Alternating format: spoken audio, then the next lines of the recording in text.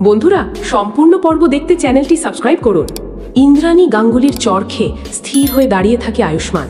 চারপাশ নিস্তব্ধ। কুসুম কেঁপে ওঠে আর মীনাক্ষীর ঠোঁটে হালকা হাসি ফুটে ওঠে। কিন্তু এবার আয়ুষ্মান চুপ থাকে না। ধীরে ধীরে মাথা তুলে সে বলে, যদি তুমি কুসুমকে কোনোদিনই মেনে না নাও, তাহলে আমি কুসুমকে নিয়ে এই বাড়ি ছেড়ে চলে যাব মা। এই কথা শুনে যেন বজ্রপাত হয় গাঙ্গুলি বাড়িতে। ইন্দ্রাণী হতভম্ব। তুই কি বললি আয়ুষ? আয়ুষ্মান দৃঢ় গলায় বলে, আমি কাউকে অসম্মান করতে চাই না, কিন্তু যাকে আমি ভালোবাসি তাকে অপমানিত হতে দেখেও চুপ থাকতে পারবো না। কুসুম কাঁদতে কাঁদতে বলে, না ছোট সাহেব, আপনি এটা বলবেন না। আপনার জন্য আমি এই বাড়ি ছেড়ে যেতে পারবো না। কিন্তু আয়ুষ্মান তার হাত ধরে বলে, আজ যদি আমি চুপ থাকি তাহলে সারা জীবন তোমাকে অপমান সহ্য করতে হবে, সেটা আমি হতে দেব না। এই দৃশ্য দেখে রাজশেখর বাবু চিন্তায় পড়ে যান।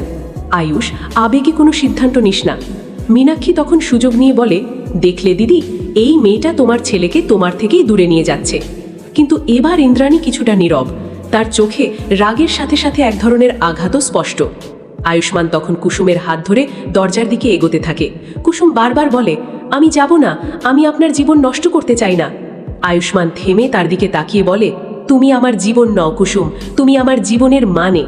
এই কথা শুনে কুসুম আর কিছু বলতে পারে না। ঠিক তখনই ইন্দ্রাণী গাঙ্গুলির কণ্ঠ শোনা যায়, থামো। সবাই থেমে যায়।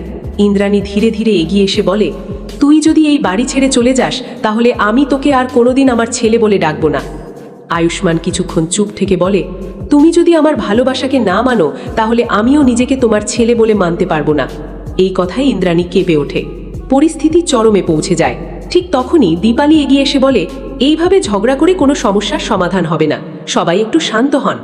ঈশানও বলে, আন্টি, একবার কুসুমকে সুযোগ দিন, ও যা করেছে এই পরিবারের জন্য তা কেউ অস্বীকার করতে পারবে না। ইন্দ্রাণী ধীরে বসে পড়েন, তার চোখে জল।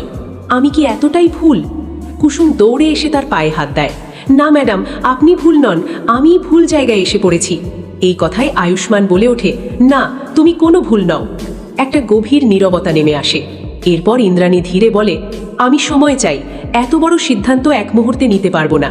আয়ুষ্মান বলে, আমি অপেক্ষা করব, কিন্তু কুসুমকে অপমান করা আর চলবে না।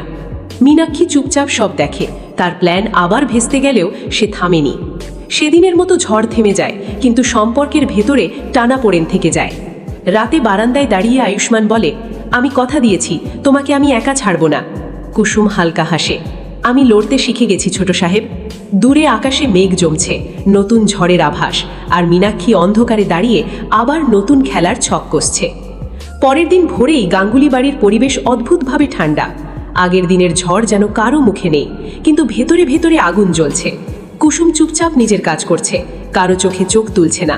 আয়ুষ্মান দূর থেকে সব দেখছে, কিন্তু কাছে যেতে পারছে না, কারণ সে জানে এখন সামান্য একটা ভুলও পরিস্থিতিকে আবার ভয়ঙ্কর করে তুলতে পারে। ইন্দ্রাণী গাঙ্গুলি সারা রাত ঘুমোতে পারেনি। বারবার আয়ুষ্মানের কথা তার কানে বাজছে, তুমি যদি আমার ভালোবাসাকে না মানো। তিনি নিজের ঘরে বসে পুরনো অ্যালবাম দেখতে থাকেন। ছোটবেলার আয়ুষ, তার হাসি, তার সরলতা সব মনে পড়ে। আর ধীরে ধীরে একটা প্রশ্ন তাকে কুড়ে কুড়ে খেতে থাকে, আমি কি সত্যিই আমার ছেলেকে হারাতে বসেছি? ওদিকে মীনাক্ষী থামার পাত্রে নয়।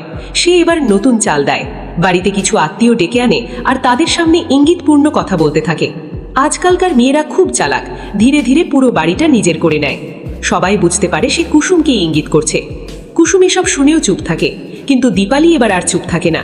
সে বলে, যে মেয়েটা নিজের সম্মান বাঁচাতে লড়ছে তাকে ছোট করার আগে নিজেরা একটু ভাবা উচিত।